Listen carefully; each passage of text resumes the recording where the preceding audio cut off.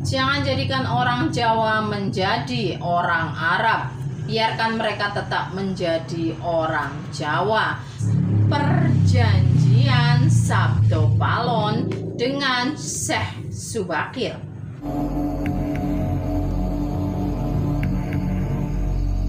Assalamualaikum, jumpa lagi dengan saya di channel Triatenov. Apa kabar teman-teman semua? Semoga dalam keadaan sehat, panjang umur, dan dilancarkan urusannya, dan selalu dilindungi oleh Tuhan Yang Maha Esa, dilancarkan rezekinya, dan selalu bahagia. Rahayu, rahayu, rahayu.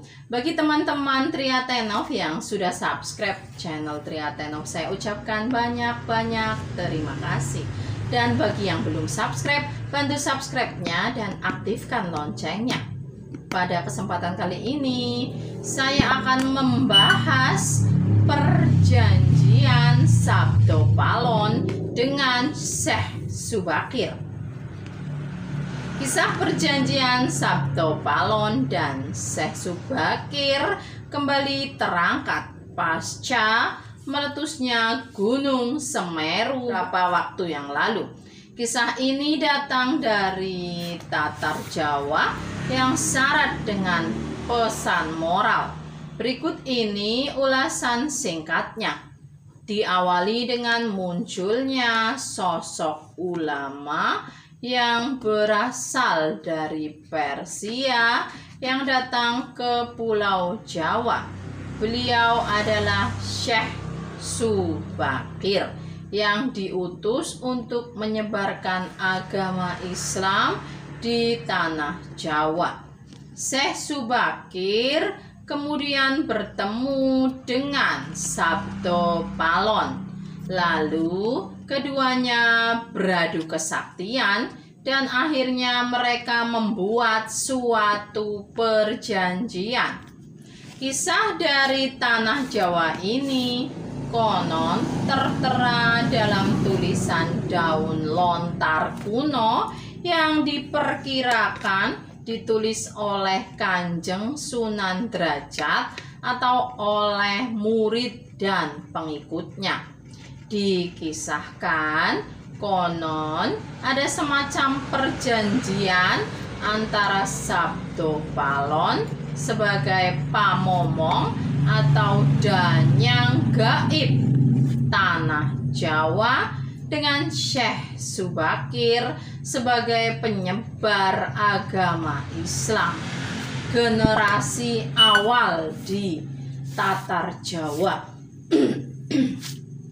Tanah Jawa pada masa itu terkenal sangat angker dan masih hutan belantara, sehingga pengaruh mistis di tanah Jawa begitu kuat karena banyak jin dan setan penghuni setiap sudut tanah Jawa. Hal tersebut dikisahkan dalam kitab Musarar. Kedatangan Syekh Subakir ke tanah Jawa atas perintah Sultan Turki pada saat itu, yaitu Sultan Muhammad I. Pada saat itu, Sultan Muhammad I bermimpi mendapat perintah untuk menyebarkan dakwah Islamiyah ke tanah Jawa. Mubaliknya haruslah 9 orang. Jika ada yang pulang atau wafat, maka akan digantikan oleh ulama yang lain supaya jumlahnya tetap 9. Sultan Muhammad I memerintahkan seseorang yang terkenal alim, seseorang ahli ekologi lingkungan dan juga ahli bahasa yang dapat memahami berbagai macam bahasa termasuk bahasa jin.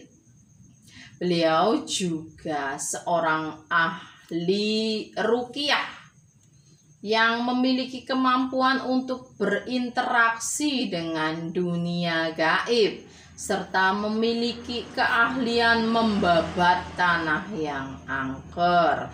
Beliau adalah Syekh Subakir yang mempunyai nama asli Syekh Tambuh Ali bin Syekh Bakir yang berasal dari tanah Persia atau yang sekarang lebih dikenal dengan negara Iran.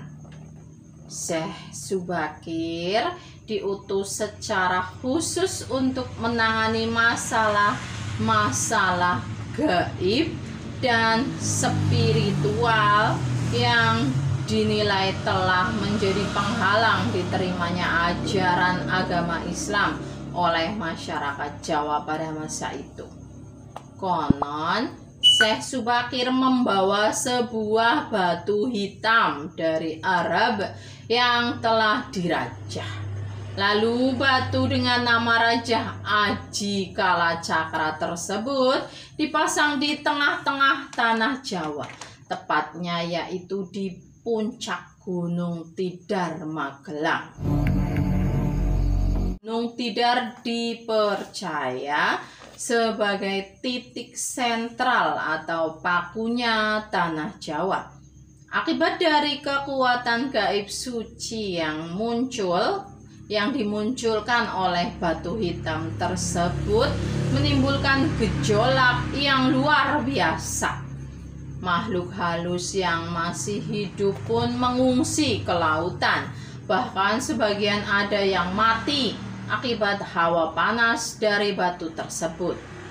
Kegegeran di dunia gaib itu pun mengusik Ki Semar Badranaya alias Sabdo Palon, sang danyang tanah Jawa yang sudah 9.000 tahun bersemayam di puncak Gunung Tidar.